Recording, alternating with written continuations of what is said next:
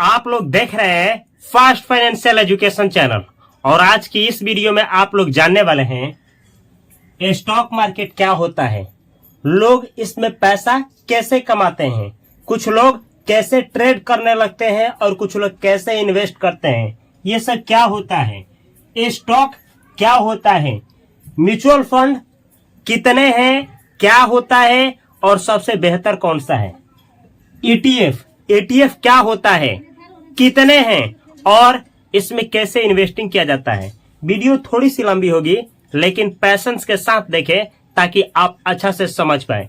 सबसे पहले stock market का मतलब होता क्या है तो ध्यान से समझिएगा ताकि सब एक दूसरे से जुड़ा हुआ है, आप आसानी से समझ पाए।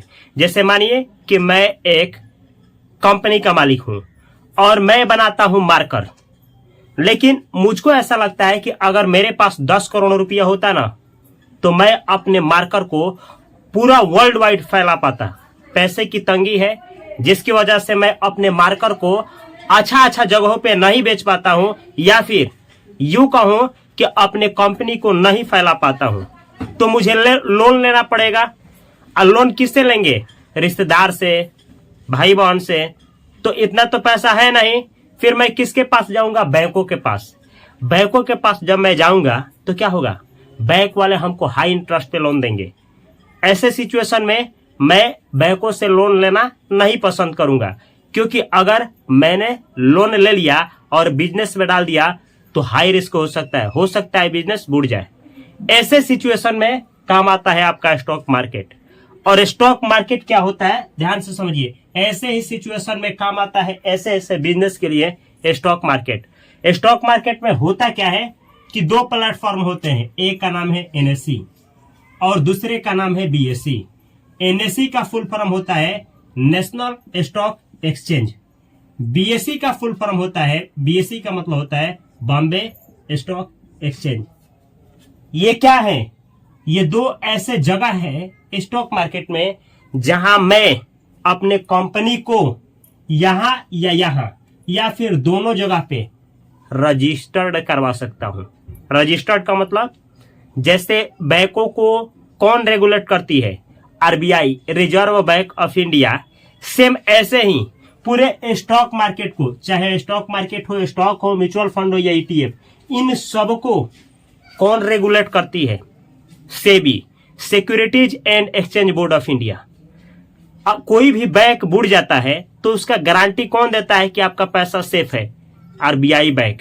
क्योंकि आरबीआई बैंकों से, आरबीआई जो होता है, आरबीआई से कोई भी बैंक क्या होता है? रजिस्टर्ड होता है। सेम ऐसे ही कोई भी स्टॉक जो एनएसई या बीएसई पे क्या हो रहा है? रजिस्टर्ड हो रहा है, वो किसके देखरेख में रजिस्टर्ड होगा? सेबी। उसके लिए ड्राफ्ट तैयार किया जाता है, बहुत कुछ किया जाता है। और सेबी क्या करती है? स्टॉक मार्केट में या तो इस जगह पे या तो इस जगह पे या दोनों जगह पे एक ही कंपनी को रजिस्टर्ड कर दिया जाता है। जब वह कंपनी एनएसई या बीएसई पे रजिस्टर्ड हो जाती है तब लोग उसका क्या कर सकते हैं? तो जैसे मानिए यहाँ कंपनी रजिस्टर्ड हो गई, तब ये क्या करेगी? अपने कंपनी का, मैं अपने कंपनी का छोटा छोटा टुकड़ा बांटूंगा। 1000 लाख कितना करूंगा ये तय किया जाता है सब कुछ ड्राफ्ट के समय। तो उसको छोटा छोटा टुकड़ा में बांट दिया जाएगा और उसी छोटे टुकड़े को बोला जाएगा शेयर। क्या बोला जाएगा? शेयर। या फिर उसी को बोला जाता है इक्विटी, शेयर या इक्विटी।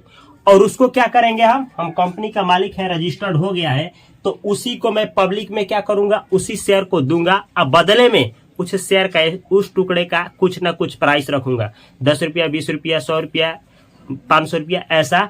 एक शेयर को क्या करूंगा? उसी पे जितना हमको मार्केट से पैसा चाहिए उसके हिसाब से शेयर को बेच दूंगा और पैसा उठा लूंगा। और लेने के बाद क्या करूंगा? अपने बिजनेस को बढ़ाना मैं शुरू कर दूंगा। और जिस तरीके से मेरी कंपनी का कुछ शेयर तो मेरे पास है ना, मानिए 1000 शेयर तोड़े थे तो 500 में क्या किए? 500 शेयर पब्लिक में दे करके पैसा उठा लिए।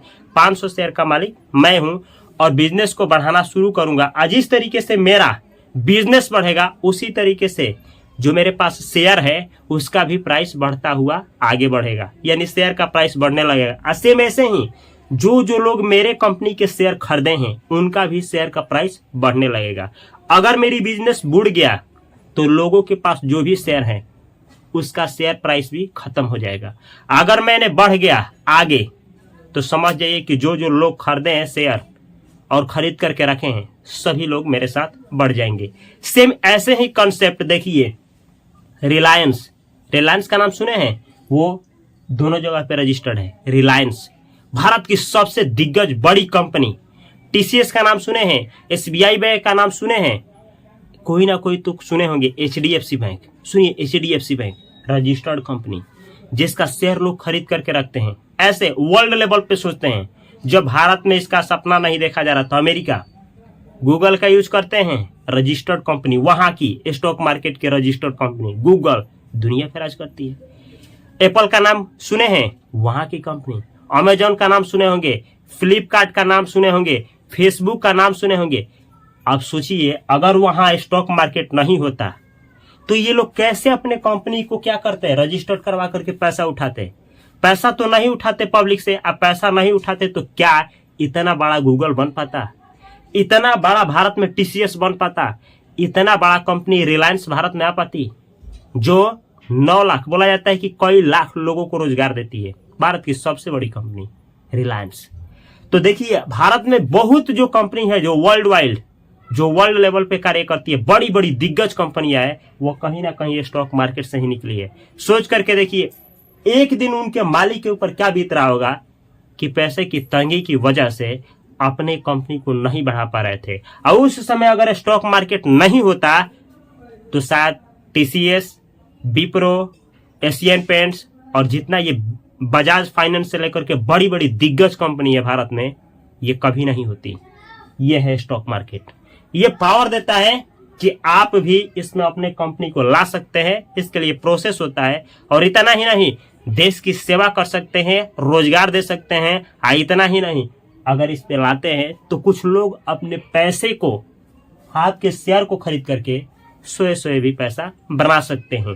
लेकिन ये इतना आसान नहीं है जितना मैंने कह दिया। इसके लिए बहुत सारा चीज सीखना होता है। कभी भी स्टॉक मार्केट में जाने से पहले लोगों की बातों को नहीं सुनना होता है, लेकिन एक ध्यान से अच्छा से इसको सोचना और समझना होता है। जैसे कि एक डॉक्टर बनने के लिए आपको लग जाता है 10, 12, 15 साल। अच्छा डॉक्टर बनने के लिए 20, 25, 30 साल। एक बेहतर सिंगर बनने के लिए आपको लग जाता है 20, 25, 30 साल। दुनिया के किसी भी फील्ड में टॉप के 1% लोगों में जाने के लिए उस फील्ड में 10,000 घंटा का प्रैक्टिस करना होता है, पूरी लगन के साथ, पूरा डेडिकेशन के साथ। और आप स्टॉक मार्केट में 10 मिनट में सोचते हैं कि करोड़पति बन जाऊं, जो कि असंभव है। यानी बाई चांस अगर लक काम किया तो बन गए, और नहीं तो 100% है कि 10 मिनट में बर्बाद तो हो ही जाएंगे। क्योंकि यहाँ लक का नहीं, यहाँ सब कुछ सीखने का, स्किल का गेम काम करता है। ये होता है आपका स्टॉक मार्केट। अब समझ गए कि एनएसई बीएसई ये 2 प्लेटफॉर्म है जहां पे क्या होता है, कोई भी कंपनी रजिस्टर्ड हो जाती है। भारत में यही 2 प्लेटफॉर्म है और यहीं से क्या होता है, कोई भी कंपनी रजिस्टर्ड है जिसका लोग शेयर खरीदते हैं, इसी को कहा जाता है स्टॉक मार्केट। इस स्टॉक मार्केट को ही कहा जाता है शेयर मार्केट। चूंकि शेयर को क्या किया जाता है, लेन देन। रजिस्टर्ड होने के बाद शेयर का खरीद बिक्री होने लगता है। फिर इसी को इक्विटी मार्केट, इक्विटी का मतलब क्या, कंपनी जो अपना टुकड़ा लाई हो उसको इक्विटी भी बोला जाता है, शेयर भी।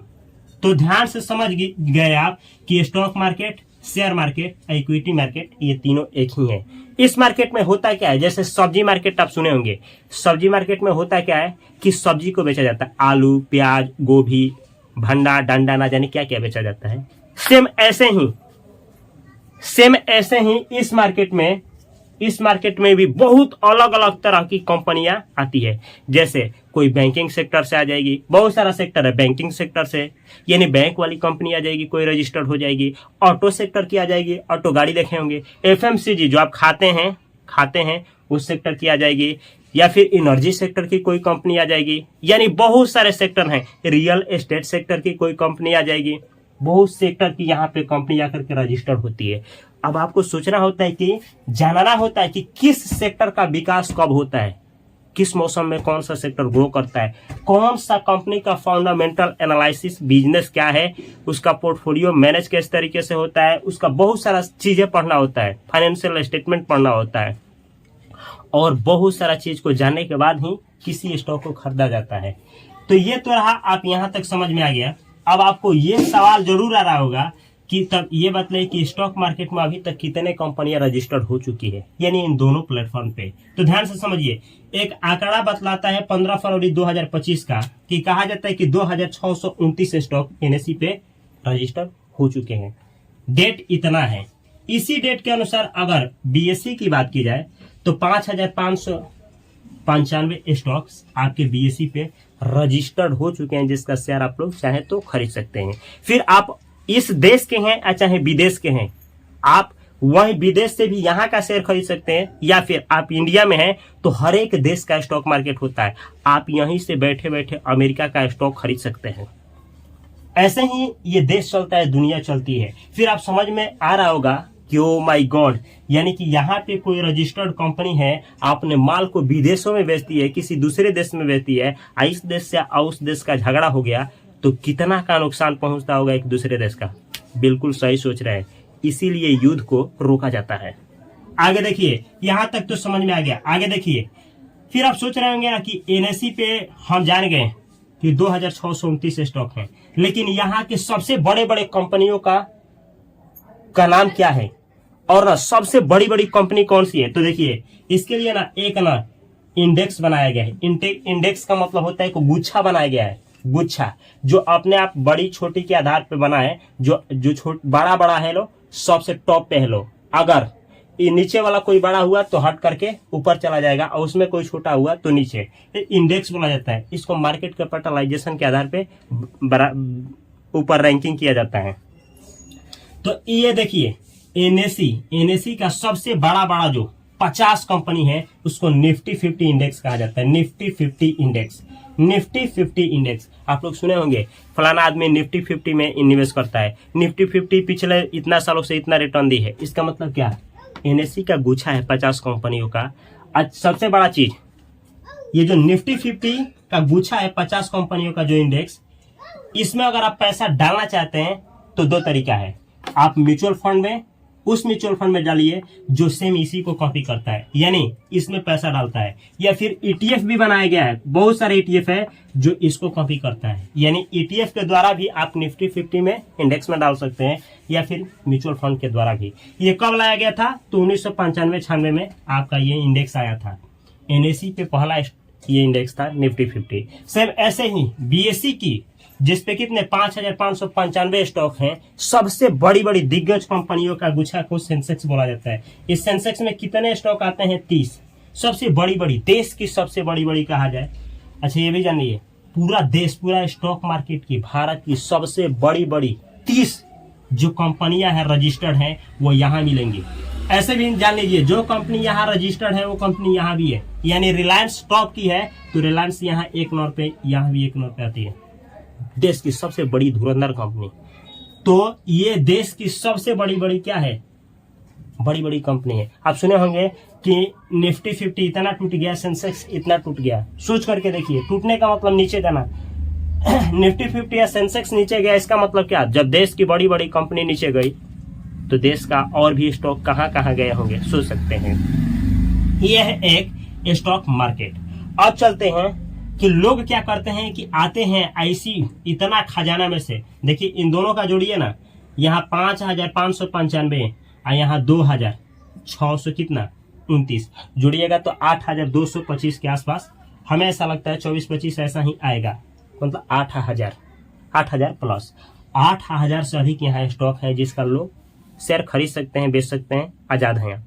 लेकिन सबसे बड़ा चीज क्या है, ये सबसे बड़ा चीज ये है कि आप जानते नहीं या घुस जाते हैं, अब बर्बाद हो जाते हैं। और कुछ लोग जानते हैं, अच्छा तरीके से कर जाते हैं, आबाद हो जाते हैं। आपको सबसे पहले सीखना है तो चलिए सिखाते हैं। अब ना आप डायरेक्ट किसी एक कंपनी को देखें कि हाँ ये फलाना कंपनी है, इसको हम क्या करते हैं, रहिए खरीद लेते हैं, तो उसी को बोला जाता है स्टॉक। एक कंपनी में, सिंगल कंपनी जो यहाँ या यहाँ कहीं एक जगह पे रजिस्टर्ड है, सिंगल एक कंपनी में आप पैसा डालें, उसी को बोला जाता है कि ये आदमी स्टॉक में पैसा लगाया है। स्टॉक मार्केट ही है लेकिन स्टॉक में पैसा डाला है। इसका मतलब क्या, एक कंपनी में डाला है। कोई भी एक कंपनी में आप पैसा डालते हैं, जैसे कोई भी नई कंपनी यहाँ या यहाँ रजिस्टर्ड जब होने वाली होती है, जब आती है रजिस्टर्ड होने, तो क्या बोला जाता है, आईपीओ आ रहा है, इनिशियल पब्लिक ऑफरिंग। इसका मतलब नई कंपनी है यहाँ या यहाँ पैसा उठाने के लिए मार्केट से रजिस्टर्ड हो रही है, आईपीओ आ रहा है। लोग आईपीओ में पैसा लगाने लगते हैं क्योंकि कुछ पता ही नहीं होता है।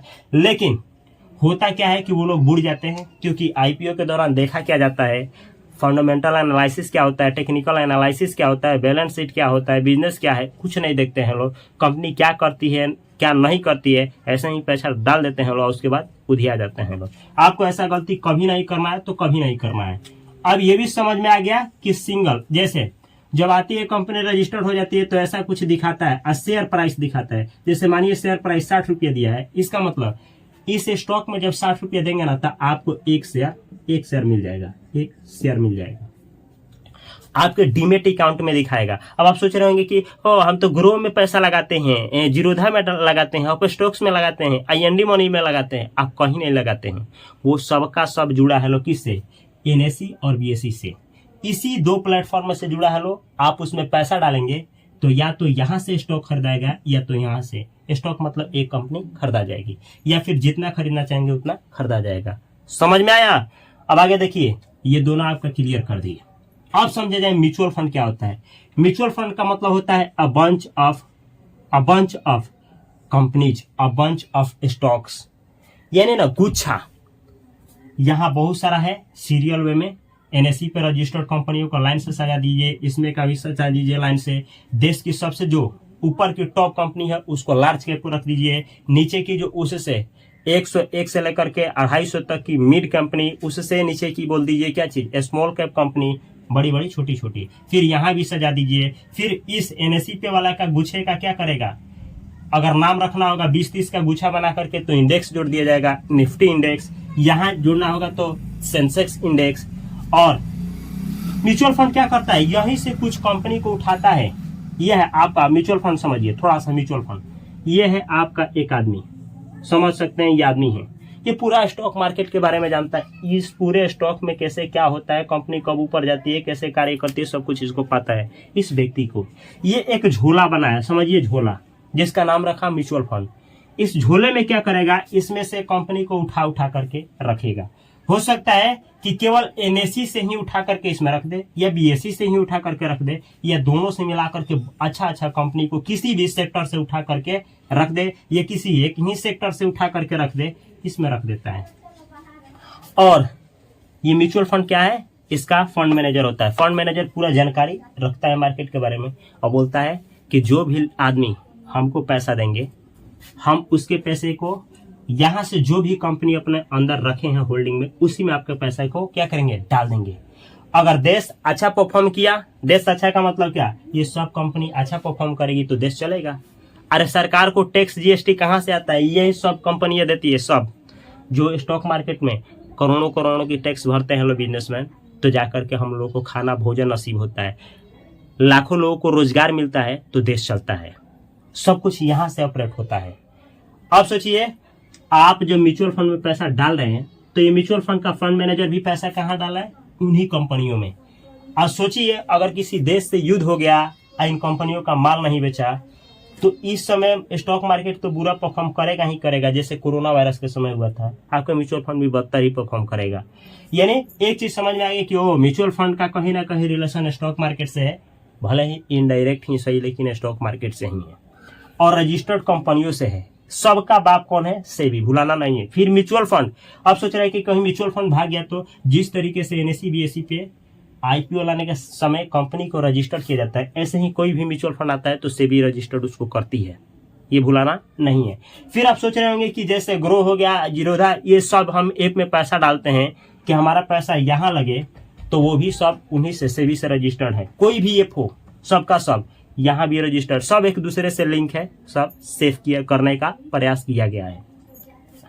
अब सोच रहे होंगे कि ओके, अब इसमें पैसा कैसे कार्य करता है, तो देखिए, अब इसके लिए बनाया गया है क्या चीज, ये इस तरीके से म्यूचुअल फंड होता है। इसमें एनएबी दिखाता है, एनएबी जैसे मानिए एनएबी 60 दिखा रहा है, इसका मतलब एनएबी का प्राइस जो है ये दिखाता है एक यूनिट का प्राइस। इसका मतलब एक ये म्यूचुअल फंड है, अगर इस म्यूचुअल फंड में हम कितना रुपया 60 रुपया डालेंगे ना तो हमको 1 यूनिट मिलेगा।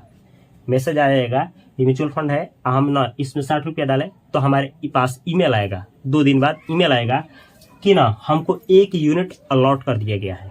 अलॉट मतलब हमारे नाम से, जो भी हमारा नाम है, जहाँ का हम रहने वाले हैं, ये किससे पता चला, केवाईसी से, उस नाम से फलाना आदमी के नाम से एनएबी चल रहा था, 60 रुपये के हिसाब से 1 यूनिट खरीदा गया है। म्यूचुअल फंड में होता है कस्टोडियन, सारा डेटा रखता है, और जब आप पैसा निकालेंगे तो ये देखिए ये मार्केट है। हो सकता है कि जिस समय मार्केट, अब ये म्यूचुअल फंड पूरा स्टॉक मार्केट अच्छा परफॉर्म कर रहा है तो आपका ये भी एनएबी ऊपर जाएगा। यानी अगर इस म्यूचुअल फंड के अंदर जितने भी होल्डिंग हैं जो यहाँ से उठाए गए हैं ये अच्छा कर रहे हैं तो इस म्यूचुअल फंड का एनएबी ऊपर जाएगा। अगर ये सब बुरा कर रहे हैं तो होल्डिंग में का स्टॉक बुरा करेंगे, एनएबी का दाम नीचे जाएगा। ऐसे समझिए, 3 केस लेते हैं, आप 60 पे खरीद लिए, अब जब बेचने गए तो पता चला कि एनएबी कितना था, एनएबी का दाम था 20 रुपया। तो आप ना अब पैसा जब निकालेंगे, हमारा पैसा निकल जाए तो आपको कितना रुपया मिलेगा। अब एनएबी का रियल टाइम कितना चल रहा है, 1 यूनिट का दाम कितना है, 20 रुपया। 1 यूनिट खरीदते 20 रुपया पे बेचा जाएगा, ऑटोमेटिक उधर से बेच करके आपको पैसा दे दिया जाएगा। अब आप ये मत सोचिए कि यूनिट हम लोगों से मांगा जाएगा, नहीं, सब कुछ हम लोगों के पास रहता है। अब दूसरा केस लेते हैं, अब जब आप अपना पैसा निकालने गए तब एनएबी का दाम 100 रुपया चल रहा था। जब पैसा निकाले तो एनएबी का दाम 100 रुपया, इसका मतलब 1 यूनिट का दाम कितना, 100 रुपया चल रहा है। आप 1 यूनिट पास्ट में खरीदते हैं, 100 रुपये के हिसाब पे बेच करके आपका 100 रुपया दे दिया जाएगा। कहने का मतलब ये है, 2 चीजें सीख लीजिए। म्यूचुअल फंड में एनएबी से यूनिट का दाम पता चलता है। अब मार्केट अगर गिरता है तो एनएबी गिर जाता है, मार्केट गिरा है तो एनएबी गिर जाएगा। अब मार्केट ऊपर जाएगा तो एनएबी बढ़ जाएगा। अब हमको कभी भी मार्केट से निकलना चाहिए तो जब मार्केट बढ़ा हो, एनएबी का दाम बढ़ा हो, तभी जाकर के क्या करना चाहिए, हमको बाहर निकलना चाहिए। अगर मार्केट गिरा है तो उस समय मार्केट से कभी भी आउट नहीं होना चाहिए, नहीं तो एनएबी का दाम गिरा होता है, यूनिट कम दाम पे सेल हो जाएगा।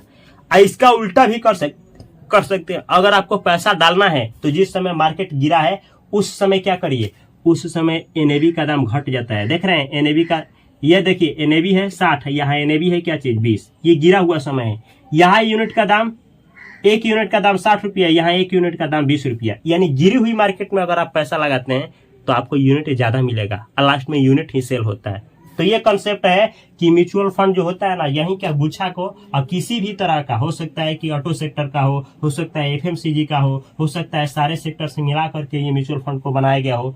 अब देखना पड़ेगा म्यूचुअल फंड कौन है, डायरेक्ट है, इनडायरेक्ट है, इसके होल्डिंग्स में कितने कंपनीज है, बहुत सारा चीज देखना होता है। तो ये है म्यूचुअल फंड। अब म्यूचुअल फंड भी कई तरह के होते हैं। ओपन एंडेड का मतलब जैसे स्टॉक मार्केट में ये आता है, कोई भी कंपनी रजिस्टर्ड होने तो आईपीओ कहा जाता है। ऐसे ही म्यूचुअल फंड जब रजिस्टर्ड होते हैं तो एनएफओ बोला जाता है, न्यू फंड ऑफर, नया म्यूचुअल फंड आया है। उस समय ना आपको जानकर के आश्चर्य होगा, एनएबी 10 रुपया रखा जाता है, जिसे बोला जाता है फेस वैल्यू। तो ये होता है, सॉरी बुक वैल्यू की फेस वैल्यू, शायद कंफ्यूज हो रहे हैं हम, उसको बोला जाता है आपका फेस वैल्यू। तो ये हो गया आपका 10 रुपया होता है। अब ना ये ओपन एंडेड स्कीम बोलिए चाहे ओपन एंडेड फंड बोलिए, इसका मतलब ना कि पैसा म्यूचुअल फंड जो ओपन एंडेड का है उसमें अगर डाल देते हैं, आया है डाल देते हैं, तो जब चाहिए तब निकल सकते हैं, डाल सकते हैं। लेकिन क्लोज एंडेड वाले में अगर आप डाल देते हैं म्यूचुअल फंड में तो आपका पैसा लॉकिंग पीरियड में चला जाता है कुछ समय के लिए, 2 साल 3 साल 4 साल लिखा होता है, सब कुछ पढ़ना होता है। एसआई पढ़िए, सीड पढ़िए, किम, ये 3 इन्फॉर्मेशन डॉक्यूमेंट होता है म्यूचुअल फंड के बारे में, जो कि आप सेबी के वेबसाइट से या एमफी के वेबसाइट से या कोई भी म्यूचुअल फंड है, एएमसी होती है, एक एएमसी म्यूचुअल फंड आती है, उसके वेबसाइट से आपको मिल जाएगा। क्लोज एंडेड में लॉकिंग पीरियड होता है, इंटरवल में दोनों का मिक्सचर होता है, यानी आएगा तो खुला रहेगा, फिर कुछ समय के लिए बंद होगा, फिर कुछ समय के लिए खुल जाएगा। आपको निकलना है निकलिए, डालना है डालिए, मतलब दोनों का ऑप्शन देता है इंटरवल फंड। अब आपको जान करके आश्चर्य होगा कि अब यहाँ देखिए इक्विटी से रिलेटेड, मतलब आपका पैसा large cap, mid cap, small cap, इन सभी कंपनी में डाला जाएगा, माइक्रो कैप। इससे जुड़ा हुआ 11 तरह का म्यूचुअल फंड आते हैं। आपको बतला दें म्यूचुअल फंड की संख्या जो है 2500 से अधिक है भारत में, जिसमें से 1722 जो म्यूचुअल फंड है ना, वो आपका केवल और केवल लिक्विडिटी वाले म्यूचुअल फंड है, लिक्विड करते हैं। ये ओपन वाले हैं इस तरह का 1722 ओपन एंडेड स्कीम। ऐसे ही डेट वाले फंड का मतलब ऐसे कंपनी में पैसा डाला जाएगा जो लोन पे किसी को देती है आगे, जैसे बैंक हो गए, इंश्योरेंस वाली कोई कंपनी हो गई। इसमें तो डेट वाला जो होता है ये भी म्यूचुअल फंड होता है, ये 16 कैटेगरी जिसका है म्यूचुअल फंड में। ऐसे ही हाइब्रिड जो दोनों में पैसा डालेगा, हाइब्रिड फंड आएंगे, 4 तरह के ये भी होते हैं। अदर्स आपको ना मिलेंगे सोल्यूशन ओरिएंटेड फंड। ऐसे ही चिल्ड्रन से जुड़ा हुआ स्कीम, कोई पेंशन वाला इसमें आ जाता है। लॉकिंग पीरियड होता है इसमें। आप समझ गए कि टोटल मिलाकर के 2500 से अधिक है। इसमें बहुत सारा वैरायटी भी है। रिस्क के अनुसार लोगों को चुनना होता है, आपका रिस्क क्या है, कितना रिस्क ले सकते हैं, आपका गोल क्या है, आपका टाइम ड्यूरेशन क्या है, सब कुछ जानने के बाद ही म्यूचुअल फंड में घुसा जाता है। ये नहीं कि सुना घुस गए तो आप में घुस जाएगा, फिर रोते हैं जैसे लोग, आप भी रोने लगेंगे। फिर इस वीडियो पे आकर के कमेंट करेंगे भाई बचा लो। कोई कुछ नहीं कर सकता है, किसी को कुछ नहीं लेना देना है। राइट इन्फॉर्मेशन लीजिए, भले आप 2 महीना 4 महीना 6 महीना के जगह पे 8 महीना 10 महीना लगाइए, लेकिन आपका पैसा है, हक आपका बनता है कि आप सीखिए, सबसे बेहतर तरीके से सीखिए। अब बेहतर तरीके से सीखने के लिए इस चैनल को सब्सक्राइब करके बेल आइकन की घंटी को दबा लीजिए। मखसूसी करिएगा चैनल को सब्सक्राइब करने में, तो पैसा जिस दिन जाएगा उस दिन समझ में आएगा कि कीमत कहाँ भारी चुकाए थे हम। ये देखिए ETF। अब ETF के बारे में भी जान लीजिए। तो इतना तो समझ में आ गया, म्यूचुअल फंड 2500 से अधिक है, इसका बहुत सारा वैरायटी हो जाता है। आपको बता दें 55 से 56 प्रकार का इसमें वैरायटी आ जाता है, तो अच्छा से सीख लेना चाहिए। इस चैनल पर सब कुछ सिखाए हैं और सिखाने वाले हैं, इसलिए चैनल को सब्सक्राइब करिए। ETF क्या है? ETF का फुल फॉर्म होता है एक्सचेंज ट्रेडेड फंड। यानी इस गुच्छा को जो आप म्यूचुअल फंड में खरीदते हैं, जो NAV आपको मिलता है, ये NAV ना मार्केट में ऐसे अप डाउन नहीं करता है। ये एक ही बार मार्केट फुल टाइम जो चला वो चला ना, रात को अपडेट होता है। NAV एक ही समय हमेशा ये ऊपर नीचे नहीं जाएगा, रात को एक बार चेंज हो जाएगा। इक्विटी वाले में रात का जब 9-10 बजेगा तो चेंज हो जाएगा, अब 12 बजे तक हर एक मोबाइल में, हर एक इथी में, जितना भी सिस्टम है सब में अपडेट कर दिया जाता है NAV। इसमें जो होता है रियल टाइम जो है जो भी है, जैसे मानिए कि कोई ETF है, इसको कॉपी कर रहा है, तो रियल टाइम जो अप डाउन हो रहा है इसमें आपको देखने को मिलेगा। रियल टाइम परचेज होगा, रियल टाइम मतलब उसी समय का उसी समय, इसमें वैसा नहीं होता है। इसका एक्सपेंस रेशियो कम होता है क्योंकि ये इंडेक्स का कॉपी करता है। अब इसमें एक्सपेंस रेशियो ज्यादा होता है। एक्सपेंस रेशियो का मतलब ये जो फंड मैनेजर आपका पैसा मैनेज करेगा, कुछ आपसे भी पैसा लेगा खर्चा वर्चा के लिए, मैनेजमेंट के लिए, उसको एक्सपेंस रेशियो बोला जाता है। ETF में कम होता है। अब ETF आपको 2 चीज देता है, एक स्टॉक जैसे खरीदा जाता है रियल टाइम, नीचे गया तो खरीद लो, ऊपर जाए तो बेच लो, इसी तरीके से ETF बहुत दिन ऊपर नीचे करेगा।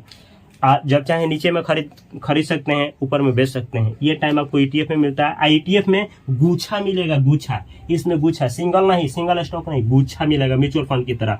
इसमें आपको फिक्स रहेगा, खरीद बिक्री नहीं कर सकते हैं। ये नहीं कि आज खरीदे आज बेचे, ये सब सिस्टम इसमें नहीं है, इसमें है। इसमें एक्सपेंस रेशियो कम होता है, इसमें थोड़ा ज्यादा होता है। लेकिन इसमें भी 2 तरह के म्यूचुअल फंड होते हैं, एक इंडेक्स वाला, एक एक्टिव वाला। तो इंडेक्स वाला लीजिएगा ना तो सेम ऐसे ही पड़ता है, लेकिन इसमें बेनिफिट ये होता है कि थोड़ा सा एक्सपर्ट हो जाइएगा तो ETF अच्छा खासा रिटर्न जनरेट करने में मदद करता है।